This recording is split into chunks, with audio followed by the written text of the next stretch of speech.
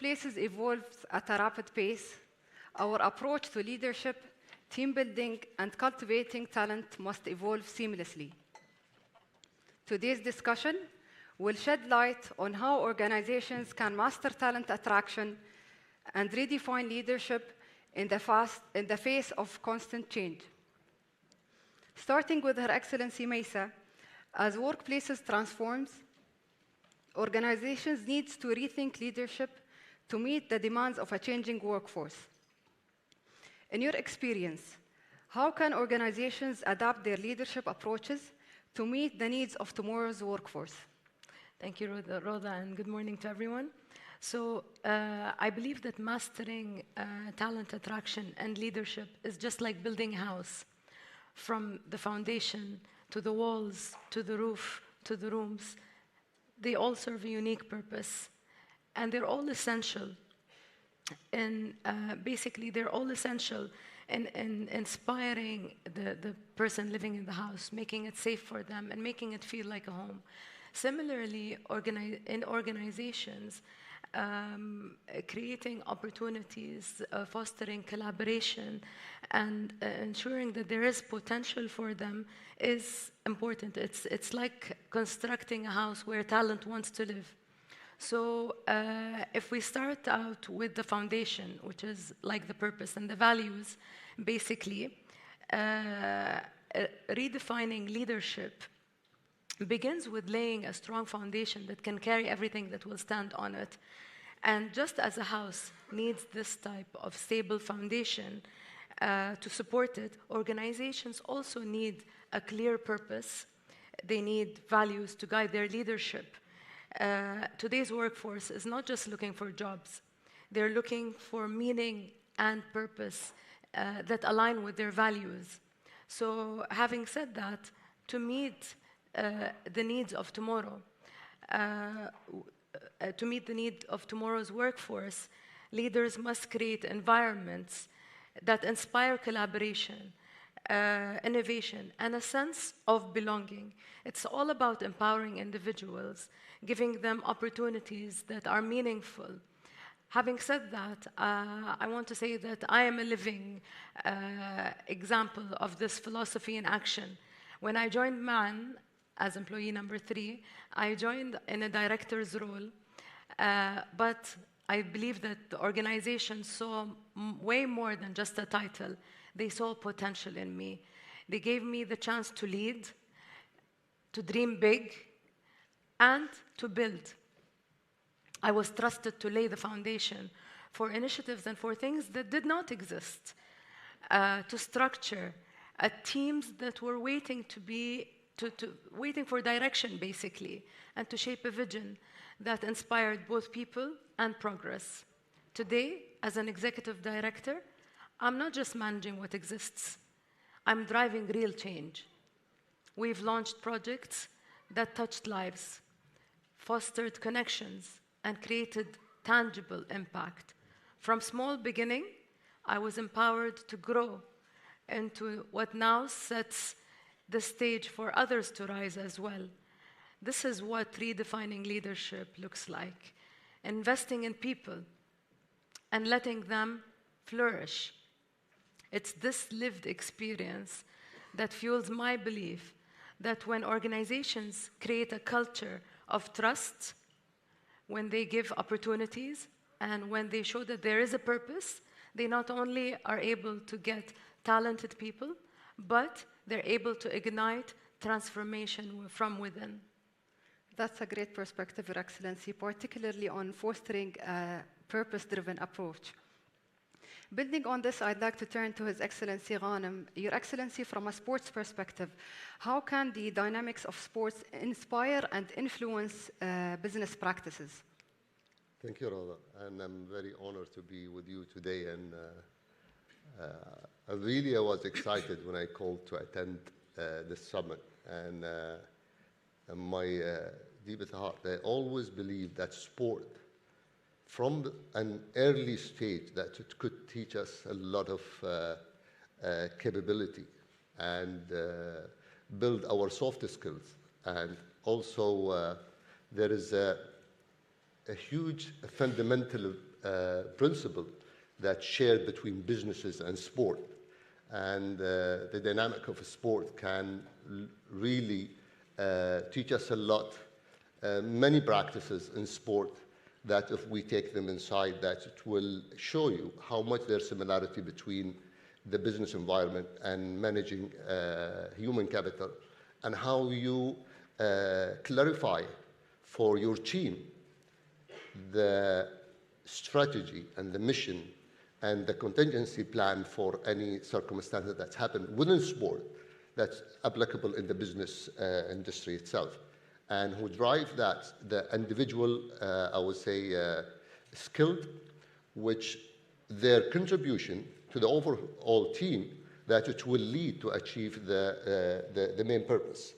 And the role of the leader to make sure that the clarity of their vision, the clarity of the purpose of the team, where they are going, what's there for them, and especially when you have a lot of talented individual, sometimes it's hard to bring them all together in their specialty, in their area. In sport, you have different skills, different capability, but without having a proper strategy, proper skills. In football, you will have the striker, you will have the goalkeeper, but they always, somebody has to communicate that, so everybody will work together. It's exactly the same in the work environment. And from my experience, I always have seen a lot of practices, but we will stress into the clarity of the vision, the identification of the talent, how the teamwork that will serve the purpose of the mission, and the resilience of the team, how they can work during the downstream of the business. When the market change, how the agility of that team to adopt the contingency plan. Because when you start the game, you have a proper squad and a proper setup for let me talk about football, for example, soccer. When I say football, maybe somebody will go to the American football, but I'm talking about soccer. There is 11 players, but those players have a clear tactique before the game. But when the game starts, there is another opponent that it will have a different strategy. So how much that the team and the coach have already gave I would say, the second plan to the team. It's exactly at the work. So we work, when the good time, everybody is happy. But when things go wrong, people get into unclear action. That's where the leader has to come and identify the route of the direction of the organization to keep, maybe they change the plan, but they don't change the goal. So the leadership has a lot of responsibility to maintain the clarity of the mission and the vision, and the mission and the plan of the team. Also incubating the talent, especially if they are young and just started their career within the organization, because we lose a lot of talent because of oversighting their capability, because their ambition, they might be more actionable, more they need more clarity than the others. Also to build the teamwork environment. So I think this is where we can learn from sport. So, Your Excellency, let's dive deeper into how sport lessons translates into actionable strategies for success. From your perspective, how can specific sports insights be applied to business practices? Okay, in sport, I will give you an example. That's when I was Al Ain club chairman, football chairman during the participation in the World Cup, the Club World Cup, 2018, and maybe somebody here from that time have seen the achievement of Al Ain, and that where they have reached to the final versus Madrid. But before that, we were identifying how far we can go in that competition. So we identified the first game will be easy, and we were thinking about the second game. But when we started the match, by the first half, we were losing 3-0, and by the last 2 minutes, we scored one. So we went to the dressing room. Everybody was out of their control, the coaches, the players, and I looked at the atmosphere, and I saw there is a losing energy in the room. So I was cheering everyone, and I said, well done. At least we scored one goal in the 45 minutes, so we have another 45 minutes. And everybody is waiting for the team to come up. We know we have underestimated the opponent, and the team have changed from a negative energy to willing to start the game again. And in that particular game, we managed to play the penalty scores, and we achieved the final. We faced different champion from the champ of Africa and South America, but they were not even in the dream that we could win that game. So the lesson here, just when things go wrong, you as a leader, you have to make sure that your true north is there, your value, your principle, how much you have to add to the team in order to bring them back, to make sure that the team is focused into the goal, not the plan. The plan changed in between the two halves. The team should be always engaged with your mission, remembering what's there for them, how much they could gain out of their the market that when it's changed, how much that, because during a lot of crisis and COVID-19, a lot of companies have not managed to come back because they lost the spirit of the team. And there is a lot of companies have gained out of this crisis. And this is how we manage team during different up and down and keep them on track to achieve their goals. So, Your Excellency, speaking of teams, let's explore the human element further. So, does the position of someone playing on a football team, such as a goalkeeper, striker, or defender, reflects or shapes their personality traits and characteristics? Who plays soccer here? What position?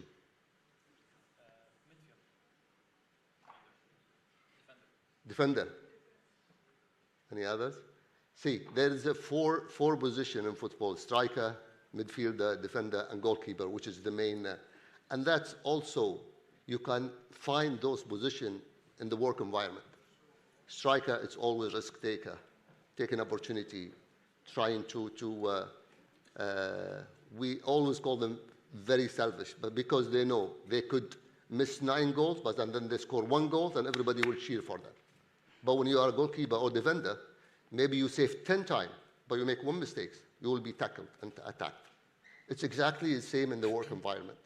So, and those skills that we learn through sport, in an early stage, I always insist family to put their kids in the early childhood in sport, because that's where you build your soft skills. You learn how to communicate with your team. You learn how to be more adaptable to communicate, because team, you might, one of the worst things that you can have a lot of stars in the team, but there is no communication. They will never achieve their goal. So position in the game, in the field, it's exactly the same in the work environment. So you need to identify your striker. You need to identify your goalkeeper. You need to identify and make sure they play to complement each other, to have a full, strong team that it could achieve the organization objectives and goals. Thank you for sharing those strategies, Your Excellency. Let's turn back to Her Excellency Meisa. Your Excellency, resilient teams are essential to navigating today's dynamic and fast-changing world. What strategies can help build resilient teams capable of navigating constant change? And how can educational institutions like ADGM Academy contribute to preparing future leaders? Thank you. So allow me to continue the analogy of the house, building the house. Resilient teams are like walls of the house. They provide strength and structure while adapting to so many different challenges, rain, snow, you name it, storms. To build resilience, organizations need strategies that emphasize adaptability, collaboration, and a culture of innovation. One effective strategy is exposing teams to real-world challenges where at the end, they will have to collaborate and adapt. Another is creating psychological safety. What is psychological safety? It's creating the safe space that you take risks, that you fail, but get up again and succeed. How many of you here have taken risks in their businesses or in their work, failed, and got up again? Great. See, so you made it at the end of the day. It's okay to take risks. It's okay to fail because you'll succeed at the end. But a lot of people are even afraid to take these risks. But that's very important. Institutions like ADGM Academy can play a significant role here. What can they do?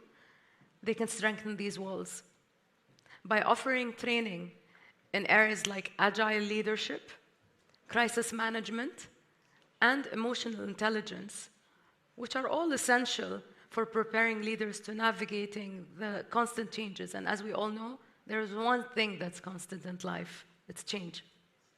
I'll give you a life example that I've seen in MAN. We created a program at the beginning of MAN called Journey of Generation. This program was targeted for seniors to address loneliness, isolation, and how active they are. So this program was fully run by MAN, but we had volunteers with us running the program. We saw potential in one of the volunteers, and we approached him. We told him, you know what, there's a lot of potential in you. How about we train you and build your capabilities so you become a volunteer leader? And volunteer leaders are able to lead all of the volunteers and part of the program. He excelled in being a volunteer leader. He was able to take decisions, overcome hurdles. He was very resilient. And then we were like, you know what? Why don't we license him to become a volunteer group? And being a volunteer group is just like a company. So we're able to finance him, support him financially, and maybe even spin off the whole program to him. He was very reluctant at the beginning. He was like, no, I'm going to have to handle finances and teams and run like a business. I don't think I can do that. I told him, but we see that there's a lot of potential with you, and we will support you. We will have your back until you're able to stand up on your feet. We licensed him as a volunteer group. They're called Rabdan Volunteer Group now. We spun off the program to him. He not only runs the Journey of Generation program in an amazing way, and he has succeeded, but he now has created his own set of programs. He gets financial support not only from MAN, but from other entities, and he not only runs these programs in Abu Dhabi, but he's been requested by Dubai, Sharjah, different Emirates to come run the programs, even representing Abu Dhabi outside the country. What does this show us? That getting the opportunity, being resilient, not being afraid to take risks, fail, stand up, at the end, you succeed. That's an inspiring perspective, Your Excellency. It highlights that leadership is not just about strategy, but also creating an environment where people can thrive. I'd like to close with one final thought from Your Excellency. So, Your Excellency, what is one piece of advice you would give to organizations looking to attract and retain top talent in today's competitive environment? So again, continuing the analogy of the house, attracting and retaining talent is just like building a roof. The roof, what does it provide? It provides direction, protection, and purpose to the organization. A vision-driven culture does the same. It inspires talent by showing them that their work contributes to a larger mission. When individuals see that their efforts align with meaningful purpose, this allows them to grow and stay loyal to the organization. A strong vision acts as a uniting force, driving collaboration and innovation. I was watching the panel of His Excellency Khaldoon Al-Mbarak, who I really look up to, at the Milken Institution panel in Dubai. And he said one thing, I'm not sure if you probably have heard it if you've seen the panel. He said, vision and leadership are critical, and that's what makes this country unique. And who won't agree with this? Having said that, my one piece of advice would be prioritize creating a culture where purpose and growth opportunities go hand in hand. Employees today want to feel that their contributions matter and that they are part of something bigger than themselves. Organizations that have clearly communicated their vision, align it with their employees' goals, and provide meaningful opportunities will naturally attract and retain talent. Your Excellencies, it is clear from this discussion that redefining leadership is essential to navigating the future of work.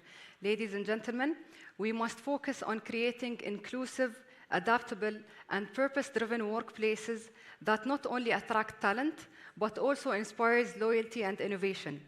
I encourage everyone in the audience to reflect on these insights and consider how you can contribute to building the teams and leadership structures of tomorrow. Thank you for joining us. Thank you.